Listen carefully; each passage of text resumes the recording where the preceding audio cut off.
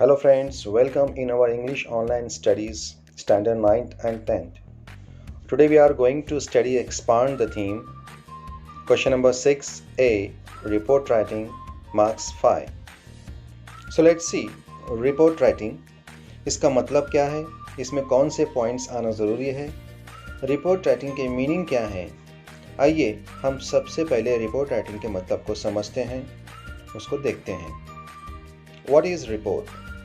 A report is a clear and concise document which is written for a particular purpose and audience.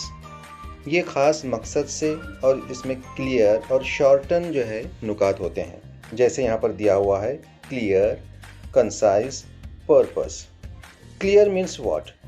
इसमें हम जो report लिख रहे हैं उसमें वाज़ेह तौर पर हमारे रिपोर्ट का मकसद ज़ाहिर होना ज़रूरी होता है।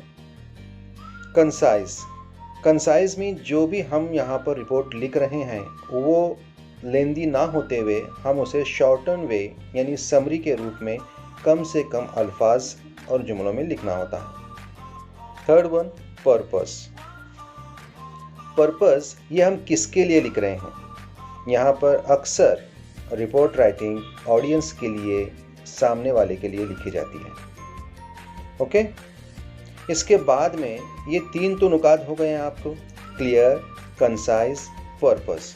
हमें याद रखना होगा कि ये तीन नुकात को हम रिपोर्ट राइटिंग को लिखते वक्त हमें ध्यान में रखने हैं। जैसे clarity of expression number 1, shorten in length यानी कम चाहिए, provide certain information. Report writing लिखते वक्त हमें दूसरे नुकात भी याद रखने होंगे, जैसे number 1, written in past tense. हमें रिपोर्ट राइटिंग को ज़माने माजी में लिखना होगा, यानी जो वाक़या, जो हादसा हुआ है वो बीता हुआ वाक़या है और उसे हम आज बता रहे हैं। इस तरह से हमें ज़माने माजी का इस्तेमाल करना होगा, यानी हो चुका है। Second one, don't use first person.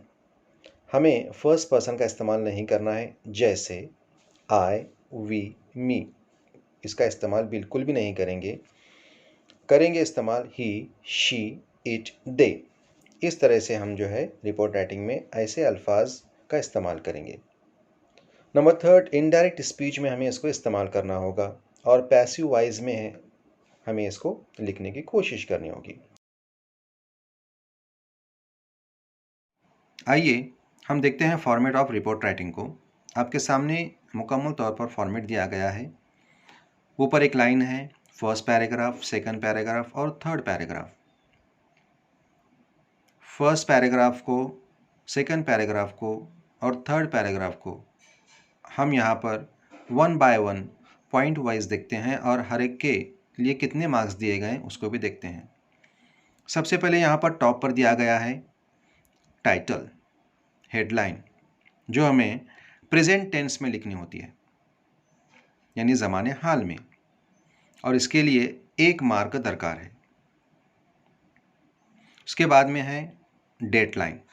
इसमें क्या क्या शामिल है देखिए, डे, डेट, प्लेस, रिसोर्स, दिन, तारीख, जगह, और ये हमें रिपोर्ट कहाँ से मिली हुई है उसका रिसोर्स। इस तरह से इसमें ये सारी चीज़ें शामिल होती हैं और इसके लिए जो है हमें आधा मार्क्स दरकार है। उसके बाद में है लीड लाइन यानी इंट्रोडक्शन। इसमें क्लियर, वाज़ेह जो है हमें सारी बातों को जाहिर करना होता है। जैसे WH टाइप क्वेश्चन के जवाब भी हम दे सकते हैं। व्हाट, क्या, वेयर, ये कहाँ हुआ है, हु, इसमें कौन कौन शामिल हैं, और व्हेन, कब वाक़या हुआ है।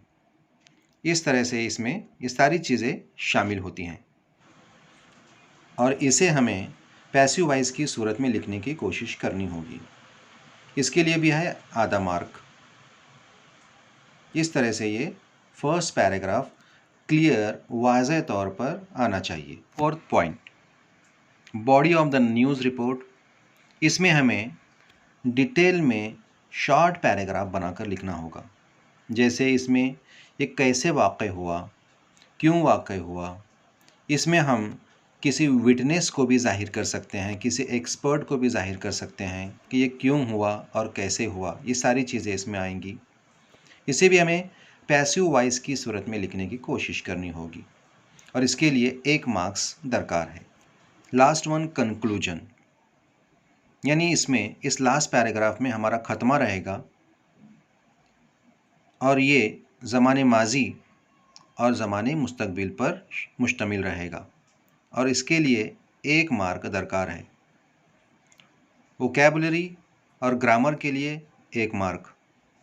इस तरह से टोटल 5 मार्क्स का ये रिपोर्ट राइटिंग यहाँ पर ख़त्म होता है। Thank you.